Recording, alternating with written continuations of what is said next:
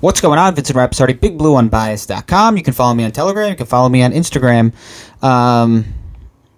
Big Blue Unbiased on both platforms. I'm not on Twitter anymore. Twitter, I'm done with. It's a bunch of nonsense. Bunch of nonsense on Twitter. It's like high school drama. Bunch of garbage. Very few actual conversations that take place on Twitter.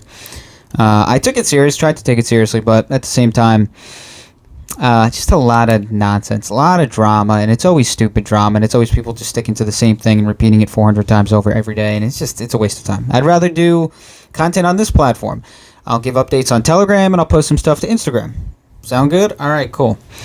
Also, people have been commenting and telling me that the mic is not in the right position. It's supposed to, I see your comments. Thank you. I just like it this way. I don't know. It looks cooler. I don't like the mic straight up. It's weird. For me, it's weird. I don't know. So, I see your comments. Thank you. I'm just going to keep the mic this way. I don't know. So, just I'm going to do it. Okay, so the Giants, pretty busy day today for Dave Gettleman and the Giants. A lot of moves. Mike Glennon, I did a video on that earlier. 1 year, $1.35 million deal. Backup quarterback. Nice signing there. I still think the Giants should draft a quarterback. 4th, 5th round. Take a flyer on a potential project. Daniel Jones has proven that he is a little bit injury prone.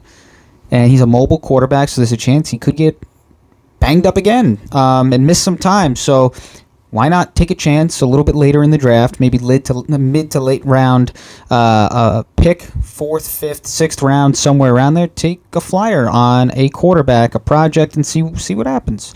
It's the most important position in the game. You might as well just continue to take tries. Obviously, you got to be smart with your picks here and smart where you're allocating money to. But if you take a flyer on a 5th round pick on a quarterback, why not? Again, the most important position on the field. Maybe he can develop into at least a good backup quarterback. You never know. Obviously, we'll get into that as the draft gets closer and what I think the Giants should do in the draft. So that's what they're doing in terms of their backup quarterback situation at the moment. Reggie Ragland, they have signed him. It's a veteran salary benefit type thing. He's not getting paid much money. I think it's less than $1 million.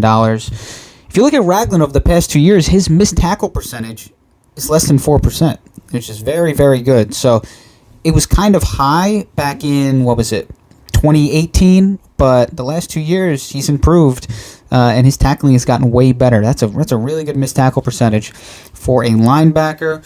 So for that kind of price, add some depth, can't really go wrong. I mean, it's tough to really criticize a move when you're paying someone so little money. Kenny Golladay, he's expected to meet with the Giants tonight. I'm filming this at like 10 o'clock, so maybe he's already met with the Giants tonight. But the Giants are still in on Gallaudet, and I did a video a couple of days ago, and I said, look, they're moving around significant money here. With the Nate Solder contract, they saved around $6 million in cap space. The Leonard Williams deal, $11 million cap hit. That's really good for a player like Leonard Williams. It's a lot of money that they saved right there, and I think it put them in a position. I said at the moment, I thought it put them in a position to still go out and get Gallaudet. And then yesterday, the news broke that Gallaudet, there was mutual interest between the Giants and Gallaudet, and that there was going to be a meeting. And obviously, that meeting has either already taken place or will take place tonight. So that's the latest on the Kenny Golladay situation. And Kyle Rudolph. So the Giants have signed Kyle Rudolph, 2 years, up to $14 million is what I heard. This is a pretty crazy stat. So for the last 3 seasons, Kyle Rudolph has been targeted 167 times. Just one drop. Evan Ingram had 11 drops last season. 11, according to Pro Football Reference. So you're getting a veteran tight end who clearly is very reliable. You look at his passer rating when targeted, 110 or higher each of the past 3 seasons. You're getting a good receiving tight end who is known to be a good blocker as well. Pro Football Focus. I don't like their grading system. I've been very outspoken with their grading. I don't like their grading system because I think it's very subjective. I like facts. I like analytics. I like data. But for whatever, look, they think that he's done a nice job blocking. So we'll go with that. All-around tight end, known to be kind of an all-around traditional tight end and a fairly good receiving tight end, someone that you can trust. And clearly Evan Ingram was a player that the Giants couldn't trust last season. 11 drops, the crucial drop against Philadelphia in their first meeting in Philly that would have sealed the game.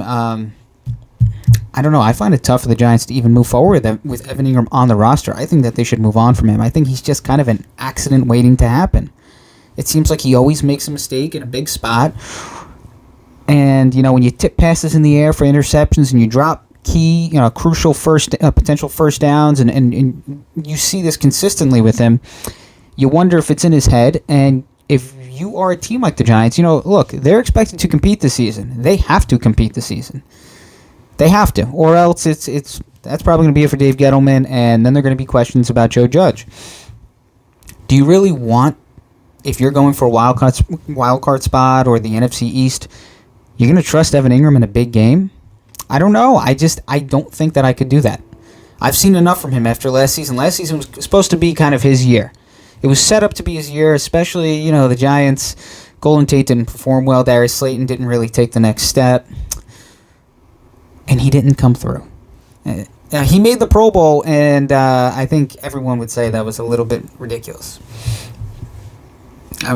His passer rating when targeted was like 55.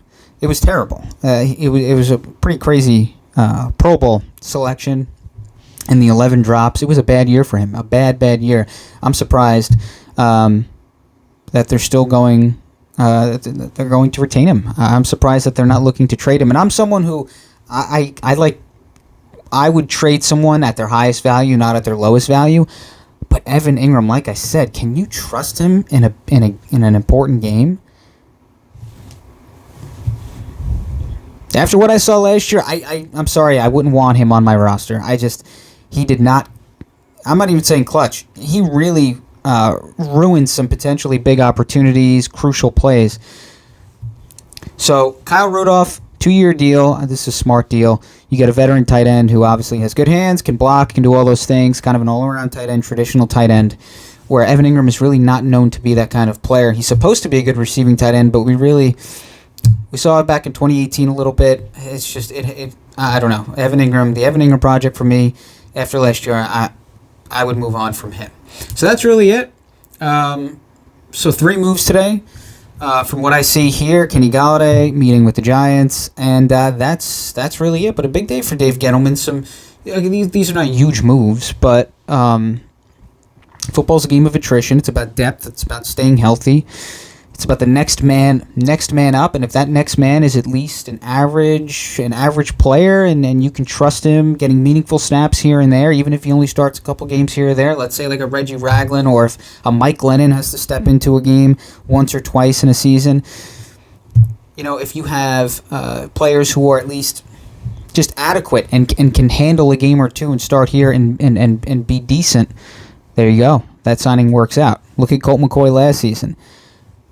Obviously, you weren't expecting Colt McCoy to step in for 16 games, but if he can step in here or there and win you a game, which he did against Seattle, the signing pays off. So that's all I got. It's a wrap, already. Big Blue on Bias.com.